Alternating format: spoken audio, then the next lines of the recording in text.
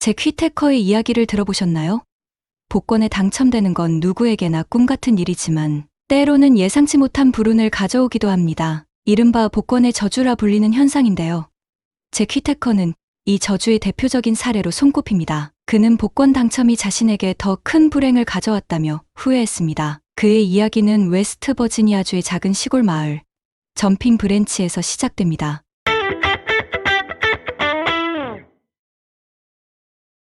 2002년 55세의 앤드루는 약 1200만 달러의 순자산을 보유한 성공한 사업가였습니다. 항상 투박한 검은색 카우보이 모자를 쓰고 다니던 그의 독특한 모습은 사람들의 눈길을 끌었습니다. 1947년 10월 9일 웨스트 버지니아주 서머스 카운티에서 태어난 앤드루는 평범한 서민 가정에서 성장했습니다. 그의 집안은 형편이 어려웠긴 이를 걱정해야 할 정도였으며 학업을 지속할 여건도 되지 않았습니다.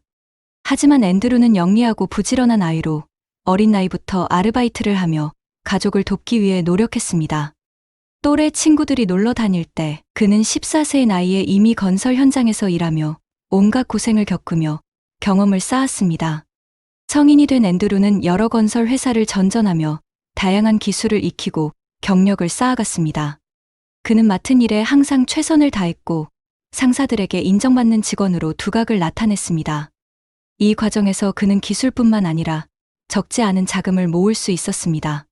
1983년 36세가 된 앤드루는 자신의 꿈을 이루기 위해 웨스트 버지니아주 서머스 카운티에 건설 회사를 설립했습니다. 그는 이때부터 진정한 사업가로 변모해 매일 아침 4시 30분에 일어나 하루 종일 현장을 돌며 밤늦게까지 일하는 삶을 살았습니다.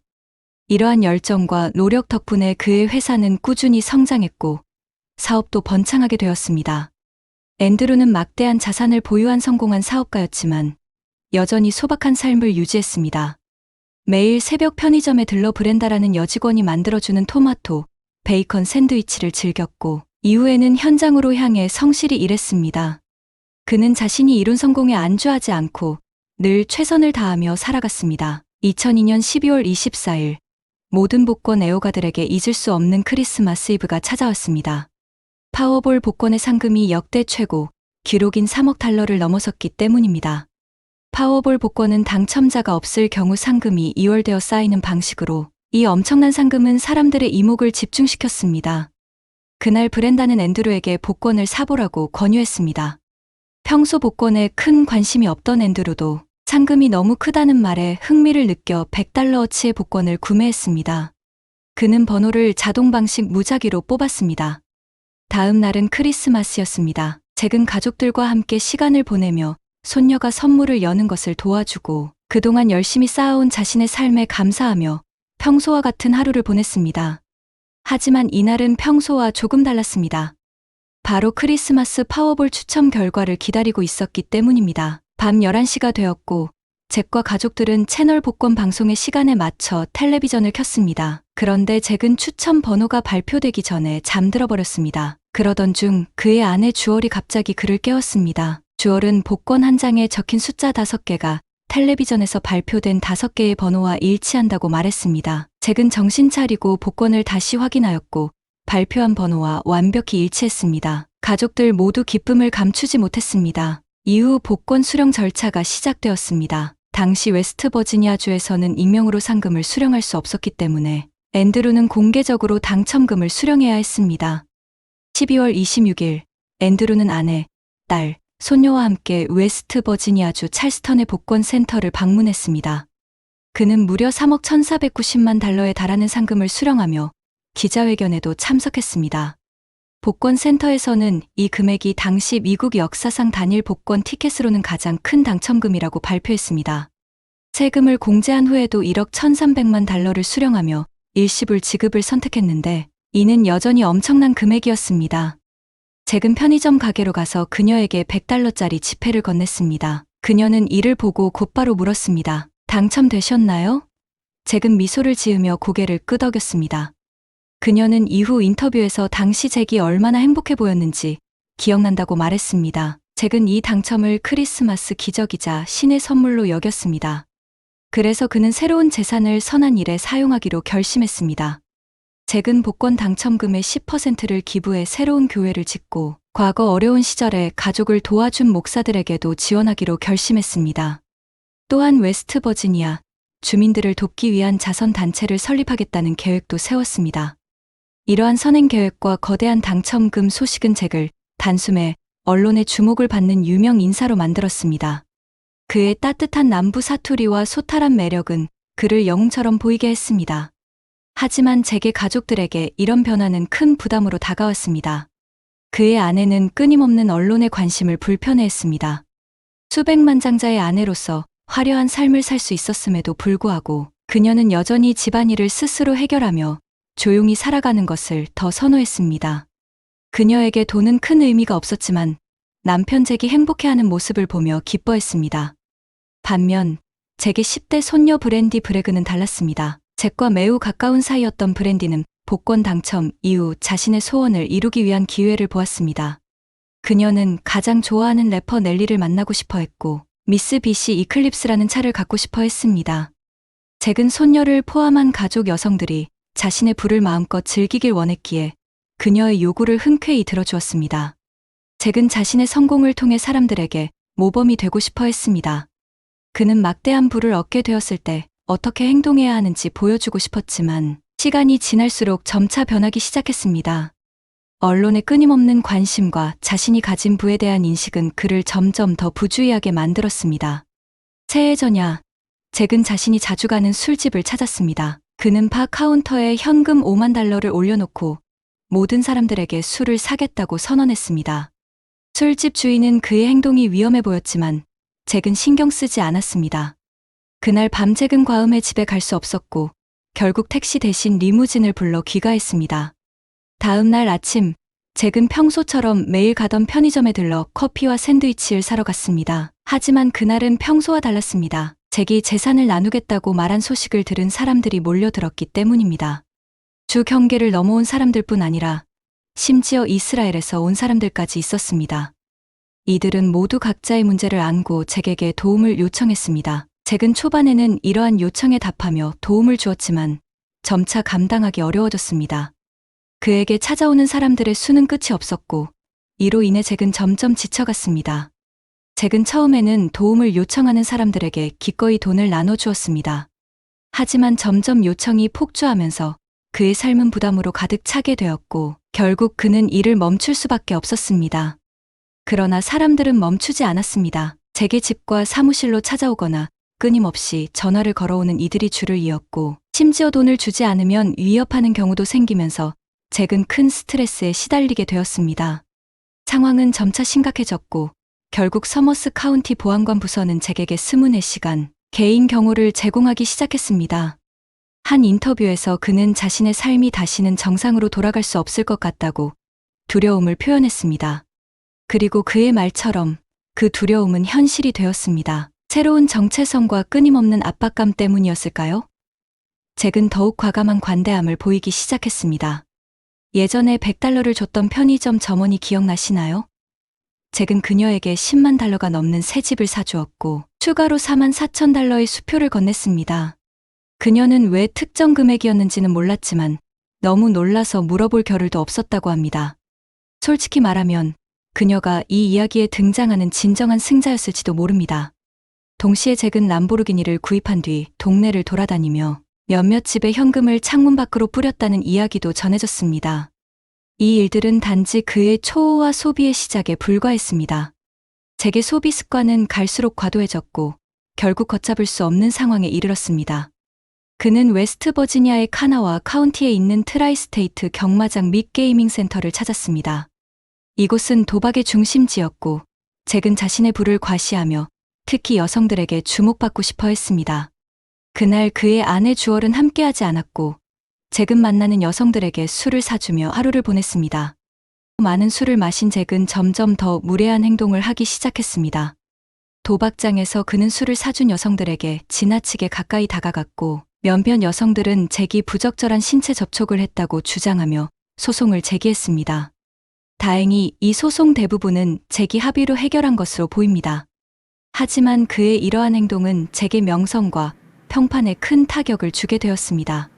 복권 당첨 이후 잭은 집에서 몇 마일 떨어진 스트립 클럽에도 자주 드나들었습니다. 그는 최고의 팁을 주는 손님으로 유명했고 그의 방문은 항상 주목받았습니다. 그러나 잭은 종종 자신이 얼마나 많은 돈을 가지고 있는지 과시하며 여성들을 유혹하려 했습니다. 이는 매우 어리석은 행동이었습니다. 어느 날 밤, 잭은 스트리퍼 중 한 명에게 자신의 차에 $500,000가 든 서류 가방이 있다고 말했습니다. 그가 집으로 돌아갈 준비를 할 때쯤 차는 이미 도난당했고 서류 가방은 사라졌습니다. 경찰이 왜 그렇게 많은 현금을 스트립 클럽에 두었는지 묻자 잭은 단순히 내가 할 수 있으니까 라고 대답했습니다.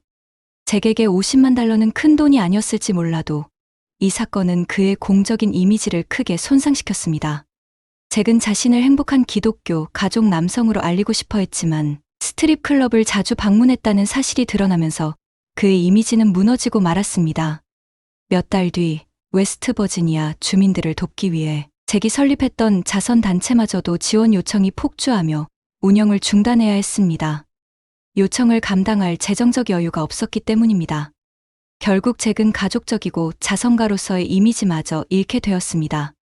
게다가 그는 일과 새로운 파트너십 제안들로 너무 바빠져 가족들과 시간을 거의 보내지 못했습니다.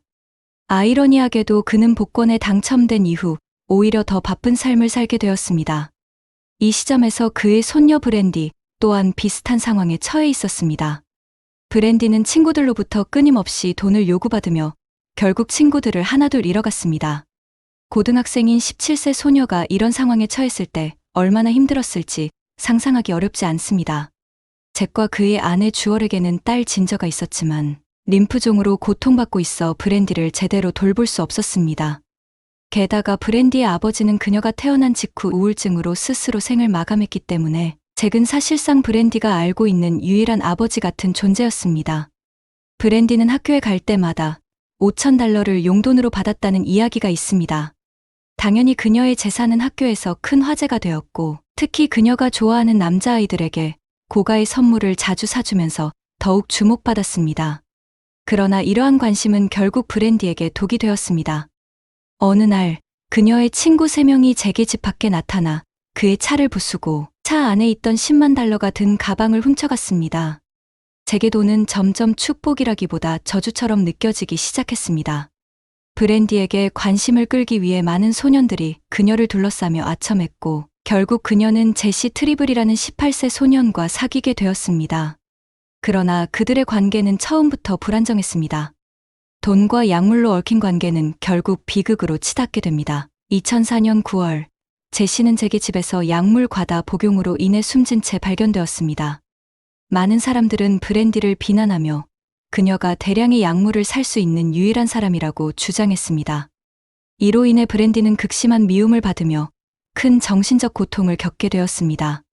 제시의 죽음 3개월 후, 브랜디는 친구의 집을 방문한 뒤 실종되었다는 신고가 접수되었습니다. 경찰은 며칠 동안 브랜디를 수색했지만 그녀를 찾지 못했습니다. 결국 경찰은 그녀의 시신을 발견했지만 사망 원인은 규명되지 않았습니다. 다만 부검 결과 그녀의 체내에서 약물이 검출되었다는 사실만 밝혀졌습니다. 이 일은 잭 휘테커를 완전히 무너뜨렸습니다. 그는 손녀 브랜디가 누군가에게 살해당했다고 굳게 믿었지만 아내 주얼은 모든 문제의 근본적인 원인이 잭의 막대한 당첨금이라고 주장했습니다. 그녀는 복권 당첨이 가족과 삶을 송두리째 파괴했다고 말했습니다. 브랜디의 장례식은 2004년 크리스마스 이브에 치러졌으며 이는 잭이 파워볼에 당첨된 지 불과 2년 후의 일이었습니다. 브랜디의 죽음 이후 잭의 삶은 걷잡을 수 없이 망가졌습니다. 그는 알코올 중독에 빠졌고 무모한 행동을 일삼으며 수차례 음주운전으로 기소되었습니다. 그의 공개 발언은 항상 술에 취한 상태에서 이루어졌으며 소녀의 죽음에 대한 책임을 다른 사람들에게 돌리며 비난했습니다. 잭은 술과 스트립 클럽 방문에 매일 수천 달러를 탕진했습니다. 그는 술에 취한 채 운전하다 사고를 내는 일이 빈번했으며 이로 인해 차량 수리와 교체에 막대한 돈을 써야 했습니다. 복권 당첨 전에 성공한 사업가였던 잭은 이제 전혀 다른 사람이 되어 있었습니다. 그는 회사 운영에서 점점 멀어졌고 남은 재산을 도박으로 탕진하며 수입을 충당하려 했지만 대부분의 경우 더 많이 잃었습니다. 2005년 5월 27일 아내 주얼은 잭과 이혼했습니다. 그녀는 남편의 변덕스러운 성격과 여러 차례의 외도로 인해 더 이상 견딜 수 없었고 손녀의 죽음까지 겹치며 깊은 절망 속에서 그를 떠나기로 결심했습니다. 함께 42년이라는 세월을 거친 부부였지만 결국 그들의 여정은 안타까운 결말을 맞이하고 말았습니다. 여기에 더해 그는 성희롱, 사기, 기만 등 여러 소송에 휘말리며 합의금으로 수백만 달러를 날렸습니다.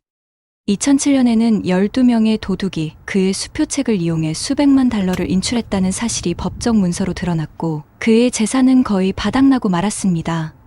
하지만 더 큰 불행이 기다리고 있었습니다. 은퇴 후 평범한 삶을 살고자 했던 잭은 2009년 42세였던 딸이 질병으로 세상을 떠나는 비극을 겪었습니다. 이후 그는 문제를 피하고 조용히 살기 위해 노력했지만 2016년에는 집이 완전히 불에 타버리는 사고가 일어났습니다. 다행히 인명피해는 없었지만 보험에 가입되어 있지 않아 모든 것을 잃고 말았습니다. 그의 삶은 그야말로 비극의 연속이었습니다. 잭 휘테커는 이러한 일련의 불운과 잘못된 선택들로 인해 복권 당첨에 대해 씁쓸함을 느끼고 있었습니다. 여러 인터뷰에서 그는 당첨 티켓을 수령했던 것을 깊이 후회한다고 밝혔습니다.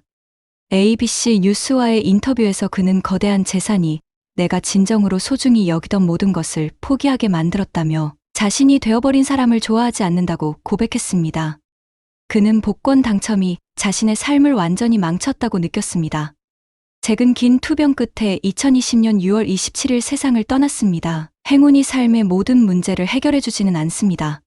잭 휘테커의 이야기는 갑작스러운 부와 성공이 준비되지 않은 마음에 얼마나 큰 비극을 가져올 수 있는지 보여줍니다. 진정한 행복은 재산이 아니라 우리가 소중히 여기는 사람들과 가치를 지키는 데서 온다는 것을 잊지 말아야 합니다. 오늘의 영상은 여기까지입니다. 의미 있게 보셨다면 구독, 좋아요, 알림 설정 부탁드립니다. 감사합니다.